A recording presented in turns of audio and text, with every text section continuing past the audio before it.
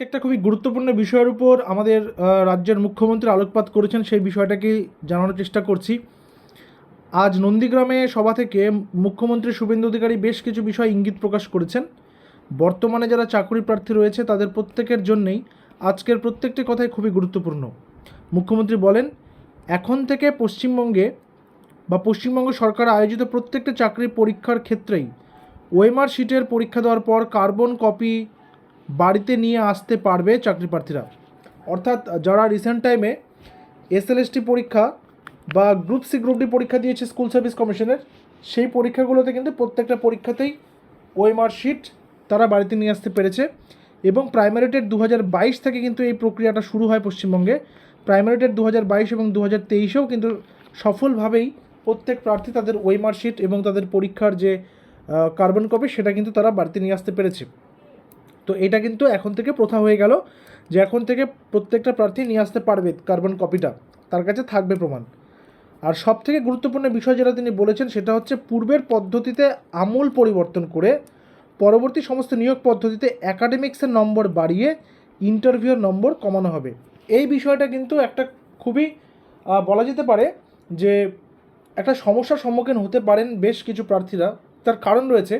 তার কারণ হচ্ছে, আমরা যদি দেখি 2014-15 পর্যন্ত, 2015 যদি আমরা ধরে নিই, অর্থাৎ 10 বছর আগে অবধি, 2015-র সময় অবধি যারা গ্র্যাজুয়েশন পড়েছে তাদের কিন্তু পার্সেন্টেজটা দেখলেই বোঝা যাবে যে তারা 60%-এর অনেক কম নম্বর পেয়ে কিন্তু তারা গ্র্যাজুয়েশন পাস করতো।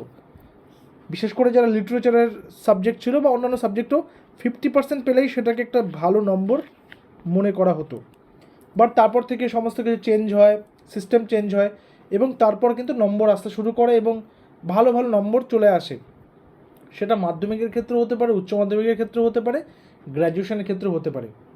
তো সেই কারণে অ্যাকাডেমিক্সের নম্বর যদি বাড়ানো হয়, অ্যাকাডেমিক্সে যদি গুরুত্বটা বাড়ে, তাহলে কিন্তু ওই যারা ওল্ড সিলেবাস বা যারা একটু পুরনো স্টুডেন্টস রয়েছে, যারা বর্তমানে এখনও চাকরি পরীক্ষার জন্য প্রস্তুতি নিয়ে যাচ্ছে, এবং যারা তার পরের 2015 পরবর্তী সময়ের যারা স্টুডেন্টস রয়েছে, তাদের মধ্যে কিন্তু প্রতিযোগিতার একটা অসম প্রতিযোগিতা তৈরি হতে পারে। তো এই বিষয়টা তোমাদের কি মনে হয় কি না অবশ্যই জানিও কমেন্ট সেকশনে।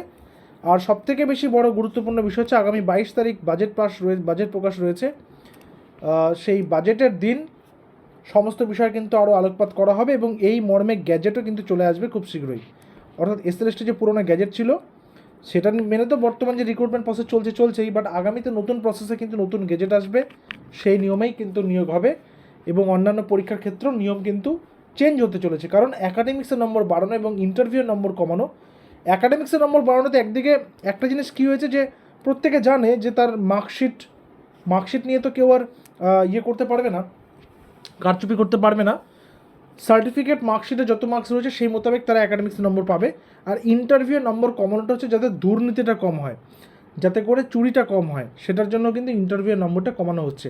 তো এটা একটা পজিটিভ দিক, ইন্টারভিউ নম্বরটা কমানো।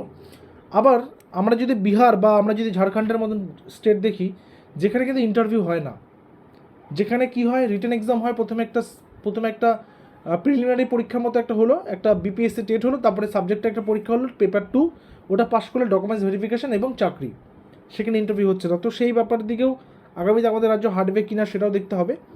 তো এইটাই হচ্ছে আজকের আপডেট ছিল, আজকের গুরুত্বপূর্ণ আপডেট বলে মনে হচ্ছে জন্য তোমাদের প্রত্যেকের সঙ্গে শেয়ার করে নিলাম। অ্যাকাডেমিক্সের ব্যাপারটা তোমাদের কেমন মনে হলো সেটা কিন্তু অবশ্যই কমেন্ট সেকশনে জানিও। দেখা হচ্ছে পরবর্তী ভিডিওতে। Till then stay connected with us. Thank you very much.